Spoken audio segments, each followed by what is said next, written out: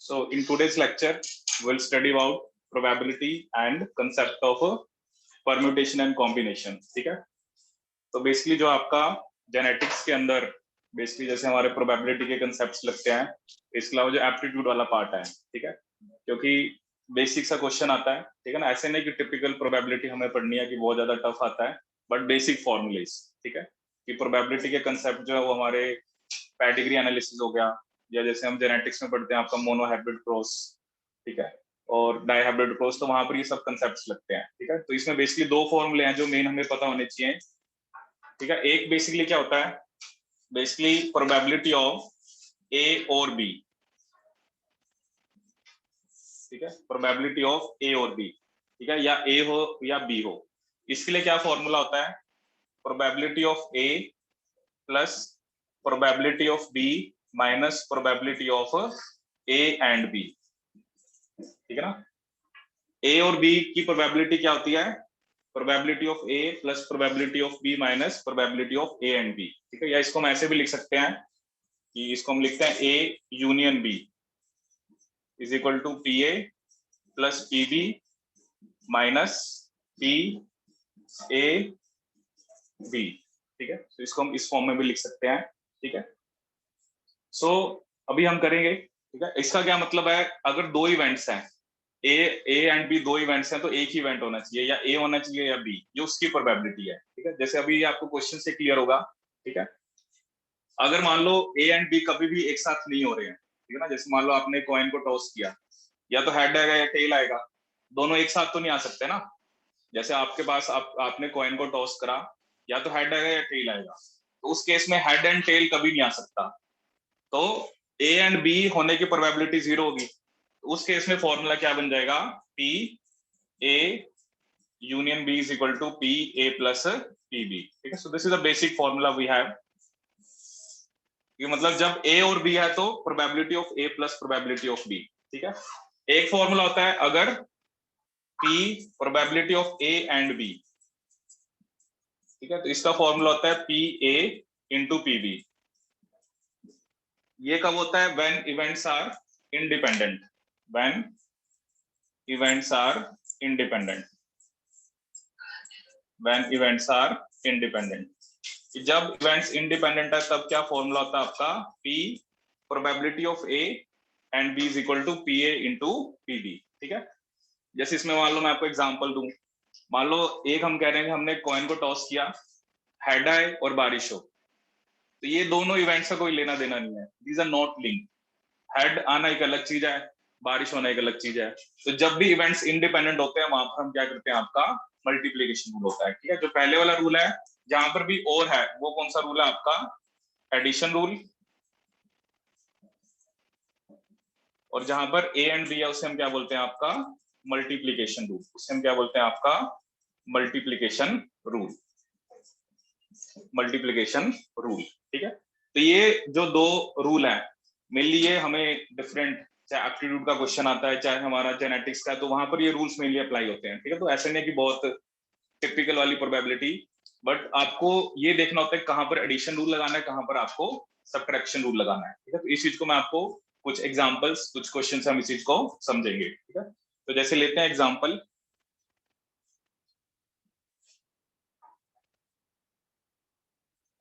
ठीक है, अभी परम्यूटेशन कॉम्बिनेशन भी देखेंगे हम इसमें आपका, ठीक है। तो क्वेश्चन से आप इसको समझने की कोशिश करना कि क्वेश्चन क्या है। मान लो मैंने आपको एक क्वेश्चन दिया, probability of disease to a child,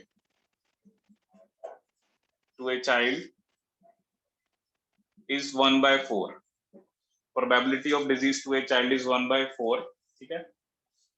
if parents have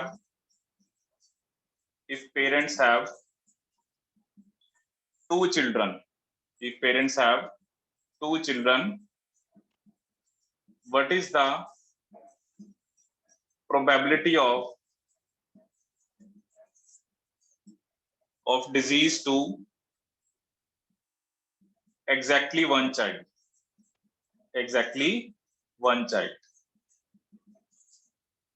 ठीक है। डिजीज की प्रोबेबिलिटी दे रखी है, कोई भी डिजीज है उसकी प्रोबेबिलिटी कितनी है, बच्चे को होने की 1/4 है। वो कह रहे हैं कि पेरेंट्स जो हैं उनके 2 बच्चे हैं, 2 चिल्ड्रन है, क्या प्रोबेबिलिटी है कि दोनों में से सिर्फ एक को डिजीज होगी। ठीक है, दोनों में से सिर्फ एक को। ठीक है, तो जस्ट आप इसको समझिए, क्योंकि इस क्वेश्चन के अंदर मैं दोनों रूल लगाऊंगा। ठीक है, दोनों रूल्स आपको समझ आएंगे कि इस क्वेश्चन के थ्रू आपको एडिशन रूल और जो बेसिकली मल्टीप्लिकेशन रूल और एडिशन दोनों समझेंगे। ठीक है, अब जस्ट आप इसको ध्यान से सुनिए। और हमेशा जो प्रोबेबिलिटीज होती हैं वो 0 और 1 के बीच में होती है। ऐसे नहीं कि मेरा आंसर 67 आ गया, वो प्रोबेबिलिटी नहीं है। Probability always lie between 0 and 1।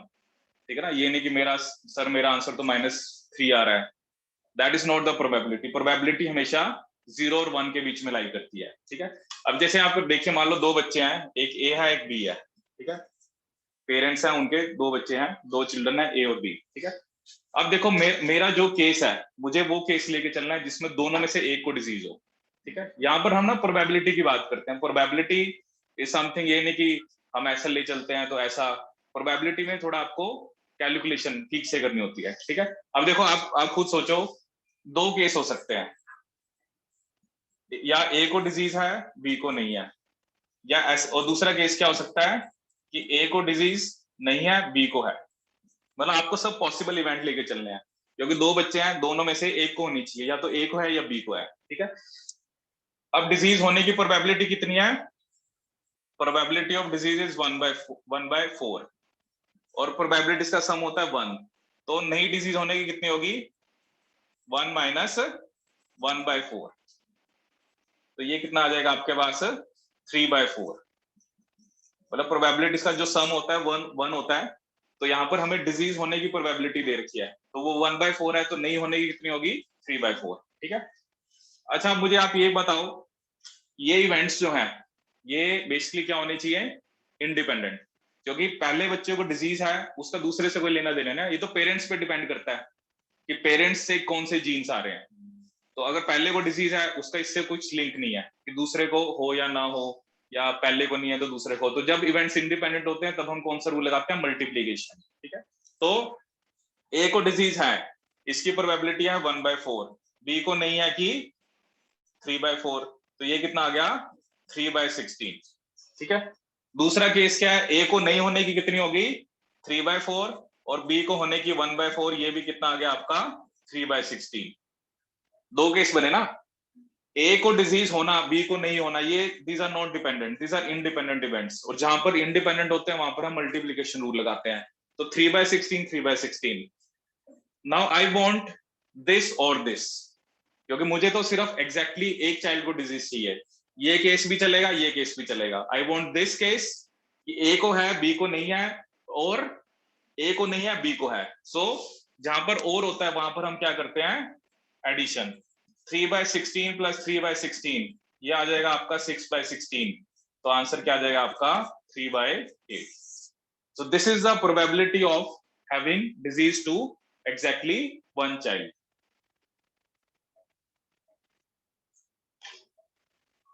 चलिए देखते हैं इस क्वेश्चन को। ठीक है, तो क्वेश्चन बेसिकली क्या है, students of a school are divided into 4 groups. ठीक है, ये एक जितने भी स्कूल के स्टूडेंट्स हैं उनको हमने 4 ग्रुप में डिवाइड किया है। वो क्या पूछ रहा है, what is the probability that 3 friends they get into the same group. ठीक है, अब देखो 4 ग्रुप क्या हो सकते हैं, जैसे एक ग्रुप है 1 2 3 एंड 4। ठीक है, 4 ग्रुप है। ठीक है, अब बेसिकली कोई भी स्टूडेंट है, या तो वो इस ग्रुप में आएगा, फर्स्ट में आएगा, जैसे मैं I can like write it as 1 2 3 and 4। तो जो स्टूडेंट है या तो फर्स्ट ग्रुप में आएगा, सेकंड में आएगा, थर्ड में आएगा, या फोर्थ में आएगा। ठीक है, तो जैसे फर्स्ट ग्रुप में आने की प्रोबेबिलिटी कितनी होगी, 1/4। ठीक है, दूसरे के भी उसमें आने की 1/4, और तीसरे के भी उसमें आने की 1/4, तो कितना आ गया, 1/64। ठीक है ना, तो ये सिर्फ हम ग्रुप 1 की बात कर रहे हैं। अब वो तीनों स्टूडेंट इस ग्रुप में भी आ सकते हैं, इसमें भी आ सकते हैं, इसमें भी आ सकते हैं, क्योंकि ऐसा तो उसने नहीं मेंशन करा ना कि चारों में से कोई एक पर्टिकुलर ग्रुप में ही आए। ठीक है, तो इधर भी 1/64, 1/64, 1/64। ठीक है, तो मेरे को तो सारे केस चलेंगे। आई वांट दिस, या तो इसमें तीनों आ जाए, और सेकंड ग्रुप में आ जाए, और थर्ड में आ जाए, और फोर्थ में आ जाए। तो क्या आंसर आ जाएगा आपका, 1/16, क्योंकि वो किसी भी ग्रुप में आ सकते हैं ना। अगर उसने ऐसा कुछ मेंशन किया होता कि स्पेसिफिकली इसी ग्रुप में आए, वो एक अलग बात है, बट मतलब 4 डिफरेंट ग्रुप हैं, 4 में से वो किसी में भी आ सकते हैं, ठीक है। So the probability of that 3 friends get into the same group is 1/16। वो चारों फर्स्ट ग्रुप में भी हो सकते हैं, चारों सेकंड में भी हो सकते हैं, चारों थर्ड में भी हो सकते हैं, और चारों आपके फोर्थ में भी हो सकते हैं, ठीक है। दिस इज द क्वेश्चन, ठीक है। ऐसे क्वेश्चन आपको बताता हूँ, ऐसे आया था, वो भी प्रोबेबिलिटी के बेसिस पे था, पेपर के एग्जाम में आया था, ठीक है। जैसे क्वेश्चन क्या था, मान लो एक पेरेंट्स हैं, ठीक है, मान लो उनके 3 बच्चे हैं, ठीक है, उनके कितने चिल्ड्रन है, 3, कितने चिल्ड्रन है, 3, ठीक है। तो उसने क्वेश्चन ये पूछा कि क्या प्रोबेबिलिटी होगी कि जो तीनों चिल्ड्रन है, तीनों बच्चे हैं, उनका जो बर्थडे है वो सेम डे को है, ठीक है, सेम डे को, मतलब सेम जो भी डेट है कि जो सेम डेट को फॉलो करे। जैसे मान लो फर्स्ट का आज हुआ, जैसे आज की अपनी 18 सितंबर को, तो दूसरा भी 18 सितंबर को हो, तीसरा भी 18 सितंबर को। इसकी प्रोबेबिलिटी हमें बतानी है कि तीनों के तीनों बच्चों का जो बर्थ डेट हो वो सेम हो, तो उसकी क्या प्रोबेबिलिटी है।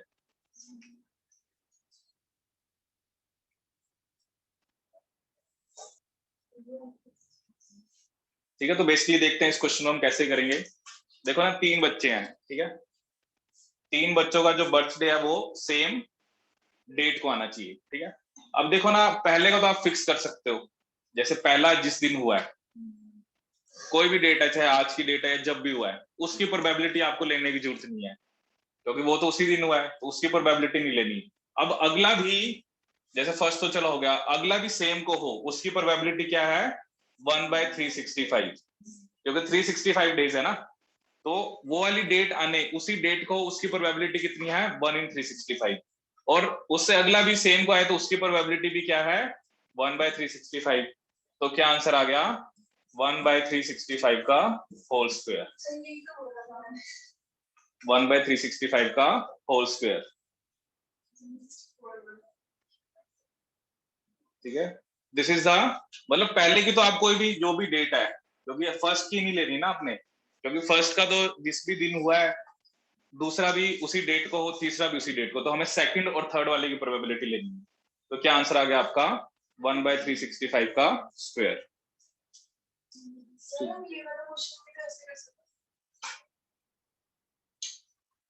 ठीक है, तो क्वेश्चन क्या, हमारे पास एक बैग है, उसके अंदर 4 व्हाइट, 5 रेड और 6 क्या ब्लू बॉल्स है, ठीक है। और फिर उसने क्या लिखा है, 3 balls are drawn at random from the bag, what is the probability that all of them are red, ठीक है। देखो, एक तो आप बिल्कुल आप इसको सिंपली कर सकते हो, क्योंकि टोटल बॉल्स कितनी है, 15, 4 + 5 + 6, कितनी है आपके पास, 15 बॉल्स है, ठीक है। अब पहली रेड आए, उसकी प्रोबेबिलिटी क्या है, 5/15, क्योंकि 5 ही रेड है ना, और टोटल 15 है, तो फर्स्ट रेड है, उसकी प्रोबेबिलिटी है 5/15। अब रेड कितनी रहेगी, इसका मतलब 4, और टोटल बॉल्स कितनी रहेगी, 14, क्योंकि दूसरी, अब रेड निकालने की प्रोबेबिलिटी क्या आएगी, 4/14, क्योंकि 5 में से एक रेड तो आपने निकाल ली पहले, क्योंकि वो मान के चले ना कि पहली रेड आई है, तो उसकी प्रोबेबिलिटी थी 5/15, तो बॉल्स रहेगी इतने की 14, तो दूसरी रेड आने की प्रोबेबिलिटी 4/14, और तीसरी आने की 3/13।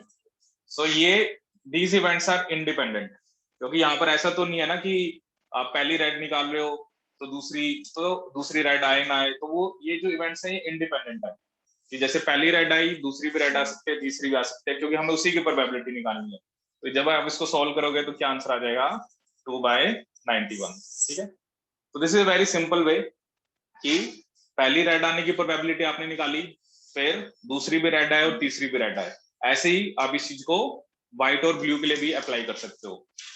अदरवाइज हमारे पास एक फॉर्मूला आता है कॉम्बिनेशंस का, ये तो बिल्कुल आप सिंपली कर सकते हो। अब कॉम्बिनेशंस क्या होते हैं, ठीक है, तो कॉम्बिनेशंस में क्या होता है, जैसे ये अभी हम एक फॉर्मूला, इसको मैं और भी जगह अप्लाई करूंगा, एक फॉर्मूला होता है NCR, NCR is n factorial by r factorial into n - r factorial.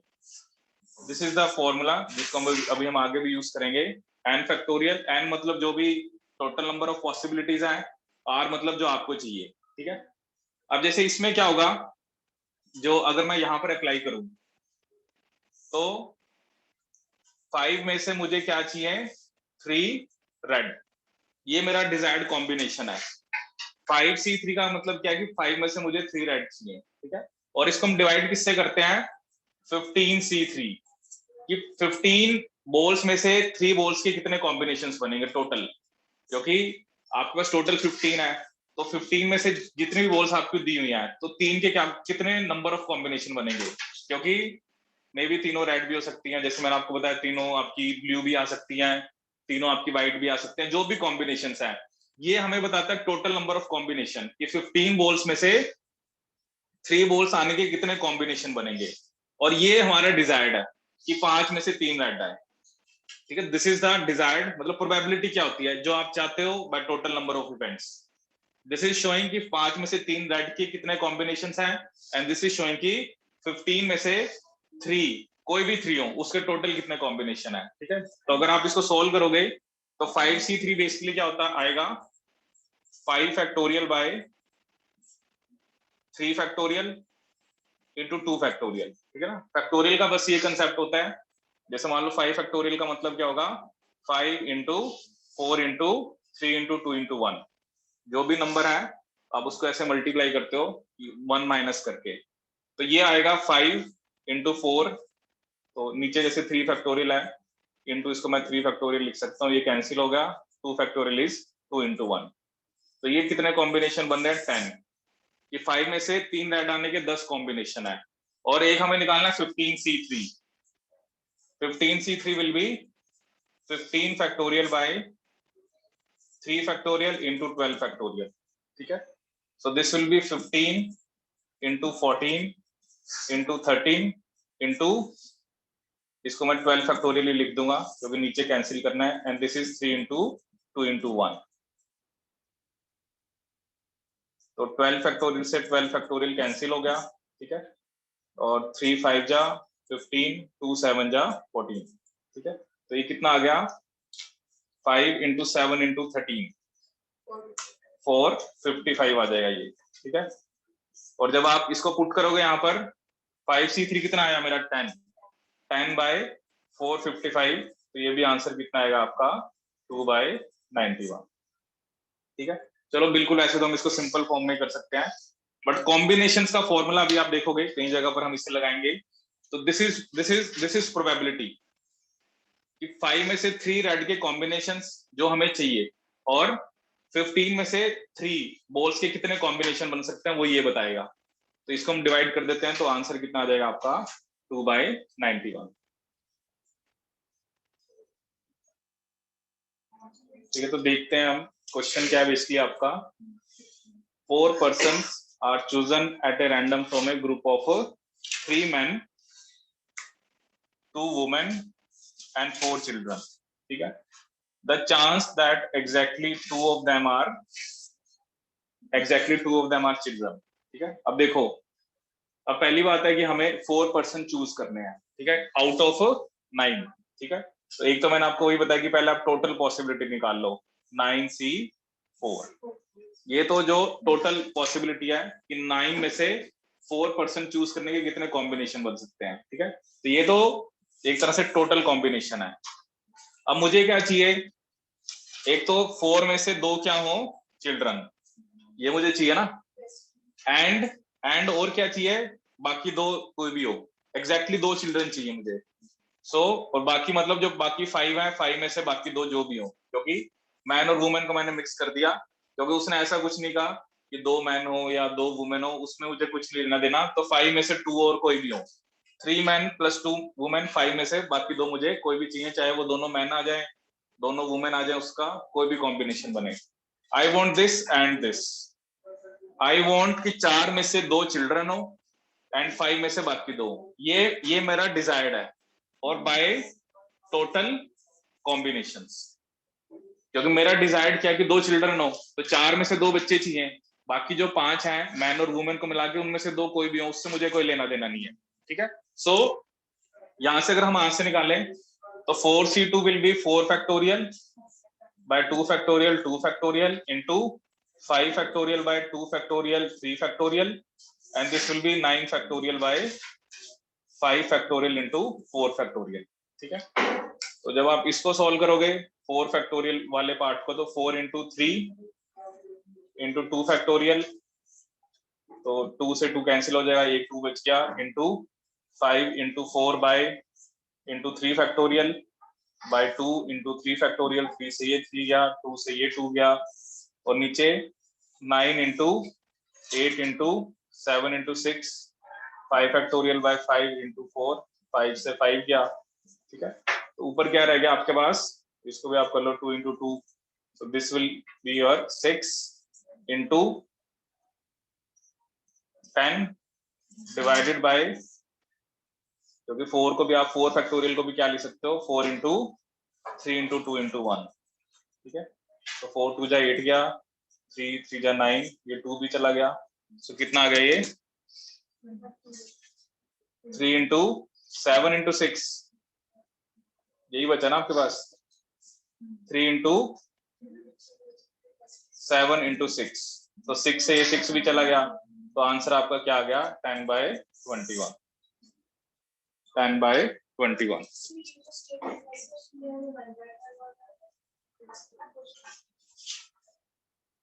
ठीक है, तो नेक्स्ट बेसिकली जो हम देखेंगे कि जो ये हम प्रोबेबिलिटी की बात कर रहे हैं, जो कॉम्बिनेशंस की बात कर रहे हैं, इसको हम जेनेटिक्स में कैसे अप्लाई करते हैं। ठीक है, अब देखना, आप ध्यान से सुनना, अब ना क्रॉस पे डिपेंड करता है। जैसे मान लो आपने पढ़ा हुआ है मेंडल का मोनोहैबिट क्रॉस, आपने पढ़ा हुआ है मोनोहैबिट क्रॉस। ठीक है, अब इसमें मान लो मैं एक तरफ कह रहा हूं, मान लो कैपिटल टी स्मॉल टी को आपने कैपिटल टी स्मॉल टी से कराना है। ठीक है, एग्जांपल ले रहा हूं, और एक क्रॉस है जिसमें कैपिटल टी स्मॉल टी को स्मॉल टी से कराना है। ठीक है, अब जब हम ये क्रॉसेस करते हैं, तो जब तो दोनों हेटेरोजाइगस होते हैं, तो 3/4 चांसेस होते हैं टॉल होने के। ठीक है ना, जो आप पढ़ते हो फिनोटाइपिक रेशियो आती है, और 1/4 चांसेस होते हैं किसके, ड्वार्फ होने के। ठीक है, ये सिंपल जो हम पढ़ते हैं। बट जब हम इसका टेस्ट क्रॉस कराते हैं, तो 1/2 चांसेस हैं टॉल होने के, 1/2 ही चांसेस हैं ड्वार्फ होने के। ठीक है, इसको बताने के पीछे मेरा मोटिव क्या है, यहाँ पर आंसर इस चीज पे डिपेंड करेगा कि आपने क्रॉस किसके बीच में कराया। ठीक है ना, अब जैसे मान लो उसने कहा कि आपके पास, मतलब आपने क्रॉस कराया, ठीक है, आपके पास 5 सीट्स हैं। ठीक है, तो उसने कहा कि ये बताओ क्या प्रोबेबिलिटी है कि 5 में से 3 आपके टॉल हो और 2 ड्वार्फ हो। ठीक है ना, क्या उसने पूछा है कि प्रोबेबिलिटी कि 5 में से 3 टॉल हो 2 ड्वार्फ हो, हमें इसकी प्रोबेबिलिटी निकालनी है। ठीक है, इसके लिए हम कैसे करते हैं, बेसिकली इसमें हमारी बाइनोमियल थ्योरम लगती है। ठीक है, so that is NCR P की पावर R Q की पावर N-R। ठीक है, NCR इज द, जैसे जो भी मैंने बताया कि टोटल पॉसिबिलिटी में से जो भी आपको चाहिए, जैसे P मान लो हमने मान लिया प्रोबेबिलिटी है टॉल होने की, और Q प्रोबेबिलिटी है ड्वार्फ होने की। ठीक है, तो अब आप देखिए, अगर तो ये वाला क्रॉस उसने दे रखा है, जैसे अगर उसने मेंशन कर रखा है कि दोनों हेटेरोजाइगस हमने क्रॉस कराया है, तब प्रोबेबिलिटी क्या है, और एक क्वेश्चन में वो क्या कहेगा कि हमने हेटेरोजाइगस को बेसिकली रिसेसिव से क्रॉस कराया, तब क्या प्रोबेबिलिटी होगी। ठीक है, तो मैं दोनों केस लेके चलूंगा। अगर मैंने हेटेरोजाइगस को हेटेरोजाइगस से कराया है, तो एनसीआर का क्या मतलब है, 5 में से मुझे 3 क्या चाहिए, टॉल। यही है ना कि 5 में से 3 टॉल, टॉल होने की प्रोबेबिलिटी कितनी है, 3/4, 3/4 की पावर 3, और दिस इज 1/4 की पावर, क्योंकि 5 - 3 is 2। This is the probability you will get. NCR is showing, ये बाइनोमियल थ्योरम होती है कि अभी हम जब जेनेटिक्स पढ़ेंगे तब भी पढ़ेंगे, 5 में से 3 क्या चाहिए हमें, टॉल। ठीक है ना, अगर आप वैसे भी करोगे ना कि 5 में से 2 ड्वार्फ चाहिए, तब भी ठीक है, तब भी यही आंसर आएगा। चाहे आप इसको ऐसे कर लो, ये है ना कि आप कह रहे हो कि 5 में से 3 टॉल 2 ड्वार्फ, अब कोई क्वेश्चन कर सकता है कि आपने 2 ड्वार्फ क्यों नहीं लिए, आप वो भी ले लो, 5C2, उसमें इसमें आप बेसिकली आप P जैसे प्रोबेबिलिटी ले लो ड्वार्फ होने की, तो 1/4 का स्क्वायर और 3/4 का क्यूब। ठीक है, जब आप सोल्व करोगे ना, दोनों का आंसर सेम ही आएगा, चाहे आप 5 में से 3 टॉल होने की प्रोबेबिलिटी ले लो, चाहे 5 में से 2 ड्वार्फ होने की। जब आप सोल्व करोगे तो you will get the same answer. आप खुद ही देखो 5c3 को सोल्व करोगे तो क्या आएगा, 5 factorial by 3 factorial into 2 factorial. इसको भी सोल्व करोगे तो 5 factorial by 2 factorial into 3 factorial, same ही आएगा बिल्कुल। चाहे 5 में से 3 टॉल होने के लिए लो, चाहे 5 में से 2 ड्वार्फ होने के लिए लो, ठीक है। बट मेरा जो मोटिव आपको समझाने का क्या है, it depends on the cross कि आपने प्रोबेबिलिटी टोल या ड्वार्फ होने की क्या लेनी है। अगर ये वाला क्रॉस होता तब 5c3 1/2 का क्यूब एंड 1/2 का स्क्वायर। तो ये जो प्रोबेबिलिटीज जो हमें लेनी होती है क्रॉस पे डिपेंड करती है, ठीक है ना। क्वेश्चन सेम ही है कि 5 सीट है, 5 में से जो सीट्स जो आपके पास है उसमें से 3 टॉल है 2 ड्वार्फ है, उसकी प्रोबेबिलिटी बताओ। But probability of tall or dwarf depends on the type of cross. If it is a cross between heterozygous and heterozygous, the probability of a plant being tall is 3/4 and the plant being dwarf is 1/4. लेकिन अगर वो capital T small T को अगर आप small T से करा रहे हो तो उस केस के अंदर आपका क्या होगा, प्रोबेबिलिटी ऑफ टॉल कितना होगा आपका 1/2 और ड्वार्फ भी कितना होगा आपका 1/2, ठीक है। तो और भी अलग अलग टाइप के क्रॉस हो सकते हैं। तो कई बार ऐसा क्वेश्चन आता है तो इट डिपेंड्स कि आप टॉल या ड्वार्फ होने की प्रोबेबिलिटी इस बेसिस पे लोगे कि आपने क्रॉस किसके बीच में कराया है, ठीक है। सो बेसिकली हमने बेसिक सीखा कि प्रोबेबिलिटीज क्या होती हैं, ठीक है। ऐसे में आपको पता है कॉम्बिनेशन क्या होते हैं, ठीक है। अब एक चीज होती है जैसे परम्यूटेशन, ठीक है ना। परम्यूटेशन और कॉम्बिनेशन में क्या डिफरेंस होता है, ठीक है। जैसे मैंने अभी आपको फॉर्मूला क्या बताया था कॉम्बिनेशन का, NCR is n factorial by r factorial into n minus r, ठीक है। लेकिन जब हम परम्यूटेशन की बात करते हैं तब फॉर्मूला होता है n factorial by n minus r factorial, ठीक है। डिफरेंस क्या होता है, जब हम परम्यूटेशंस की बात करते हैं तब हमें ऑर्डर भी मैटर करता है। जैसे मान लो मेरे पास A और B है, in terms of combination A B एक ही है, लेकिन in terms of permutation A B and B A are different, उसमें ऑर्डर भी मैटर करता है, ठीक है। तो जनरली हमारे जो क्वेश्चंस होते हैं उसमें हमें ऑर्डर से नहीं लेना देना होता, इसलिए हम कॉम्बिनेशन से लगाते हैं। परम्यूटेशन में आपका ऑर्डर भी मैटर करता है। जैसे मान लो ABC है तो ABC इज वन कॉम्बिनेशन, ठीक है। कॉम्बिनेशन उस हम एक ही लेके चल रहे हैं, लेकिन परम्यूटेशन में ABC BCA CAB तो वो डिफरेंट हो जाते हैं, ठीक है। तो बेसिक जो है वो आपको एक जो एडिशन रूल है जो हमने कहा P A और B, जब A एंड B है और इवेंट्स इंडिपेंडेंट है तब आप मल्टीप्लिकेशन लगाते हो। आपने देखे किस टाइप के क्वेश्चन आते हैं, कई जगह पर आपको एडिशन कहां पर करना है और कहां पर मल्टीप्लिकेशन करनी है वो आपको ध्यान रखना है। जब आई वांट दिस और दिस आप ऐड कर दो, I want this and this, ठीक है ना। जैसे अब आप कॉइन को टॉस करो, पहला हेड आए, दूसरा टेल आए, तीसरा हेड आए, तो ये सब इंडिपेंडेंट है क्योंकि कॉइन को जो आप टॉस कर रहे हो उसका एक दूसरे से लिंक नहीं है, तो वहां पर आप मल्टीप्लिकेशन करते हो। चाहे तीनों हेड है तीनों टेल है, तीनों हेड आने की प्रोबेबिलिटी भी 1/8 है, तीनों टेल आने की भी 1/8 है, ठीक है ना, क्योंकि दीज इवेंट्स आर इंडिपेंडेंट। तो वहां पर हम मल्टीप्लिकेशन रूल लगा सकते हैं। लेकिन जहां पर आई वांट दिस और दिस, वहां पर आपने एडिशन लगाना है, ठीक है। तो ये रूल्स होते हैं। जैसे हमने स्टार्टिंग में क्वेश्चन किया कि बेसिकली दो बच्चे हैं, उनके 2 चिल्ड्रन में से एक को डिजीज, तो उसमें दोनों रूल हमने लगाए। ऐसे ही कई बार ऐसा क्वेश्चन आ जाता है कि मान लो एक हस्बैंड और वाइफ है, वो इंटरव्यू देने गए, हस्बैंड के सिलेक्ट होने के चांसेस इतने हैं, वाइफ कितने हैं, क्या क्या बेसिकली चांसेस है कि दोनों में से एक ही सिलेक्ट हो। तो आप 2 केस लेके चलोगे, एक केस जिसमें हस्बैंड सिलेक्ट हुआ, एक केस जिसमें वाइफ सिलेक्ट हुई, और फिर और दोनों को ऐड कर दोगे। क्योंकि एक केस में आप लेके चलोगे हस्बैंड सिलेक्ट हुआ है वाइफ नहीं हुई, और दूसरे में आप क्या लोगे, हस्बैंड नहीं हुआ वाइफ हुई है, आई वांट दिस और दिस, क्योंकि उसने क्वेश्चन में ऐसा मेंशन करके कि दोनों में से एक सिलेक्ट हो, ठीक है ना। बाकी बात अलग है, एक हो गया मतलब घर जाके लड़ाई होगी, तू कैसे सिलेक्ट हो गया है, उन्होंने तो एक को सिलेक्ट कर लिया और घर जाके लड़ाई हो जाएगी, ठीक है। ठीक है, चलिए बाकी फिर हम आपका करेंगे जो भी इसमें। तो बेसिक यही है कि आपको प्रोबेबिलिटी के रूल्स पता होने चाहिए, ठीक है। तो you can apply these rules to genetics very easily, ठीक है। क्योंकि वहां पर भी जैसे ये जो हम कर रहे हैं ना, जैसे हम पेडिग्री पढ़ते हैं उसमें autosomal recessive, autosomal dominant, x linked recessive, तो वहां पर जो पेडिग्री में पेरेंट होता है ना उसकी प्रोबेबिलिटी लेनी पड़ती है कि वो नॉर्मल है तो आगे क्या होगा, अगर वो कैरियर है तब आगे क्या प्रोबेबिलिटी है।